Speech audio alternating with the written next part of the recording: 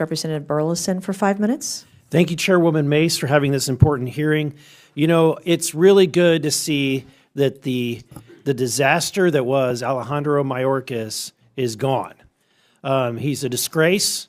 I'm glad he was impeached, and he will forever have a stain on the history of the United States and the scourge that he allowed to ensue.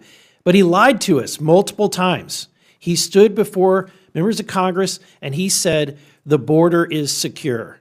Well, I ask you, Mr. Fabricatore, Dr. Gilmer, was that true? It was absolutely not true. The border was not secure. It was not secure, and it was made less secure. Okay. Then he went on to NPR, okay, and he had an interview just this year in which he said that the border, the border is now more secure under the end of the Biden administration than it was in 2019. Is that true? No, it's not true. The border is more secure with this administration that's in place. I echo my colleague. Okay. Then my other question is that he also said that to truly secure the border, that they were doing the most that they possibly could do as an executive branch, that Congress had to act. Now we've heard that again and again, but the data and the facts dispute otherwise, right? So, is it the only difference, or is Congress the only one that can make a difference? Or can the president actually make a difference? The president can absolutely make a difference. It's about attitude and effort. This president, President Trump, is putting in the attitude that's needed to say the border should be secure, and he's putting in the effort. It's something that the last administration did not do. They didn't have that attitude. They wanted people to come in, and they did not put in the effort. Again, I echo my colleague. We have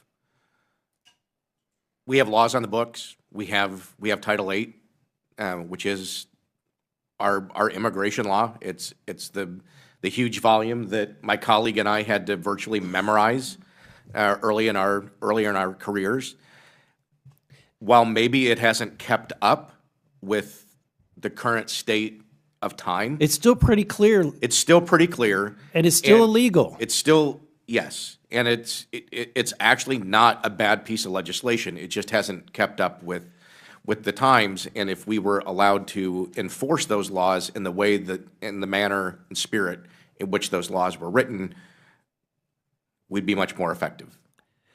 Let me ask this: was the CBP1 app effective, or was it a disaster? It was a disaster in the way that they used it. The CBP1 app was not meant to be used for what it was used for under the Biden administration. It was supposed to be used for bringing in goods and traffic and other things. The way that they used it, I believe, was an end run around Congress. Okay. Is there any technology that you would advocate for that would help, ICE do its job? There's a lot of technology that's out there, and I think it's important that we bring this technology forward and we allow ICE agents to actually use some of it to see what's the best that we would need. When we're looking at the CBP1 app and how it was used, there may be technology within that we could have used. It's just how the application was actually used and what it was used for. I know that with the advent of AI, it may open up some opportunities to dig deeper into people's backgrounds and their histories. Yeah, AI is going to definitely be groundbreaking for us, but we're always going to need that human element, because getting human intelligence out of someone else right now is not easily done just with AI. You still need that case agent to be able to look in the eyes of the person that's sitting in front of them to develop that human intel. I agree.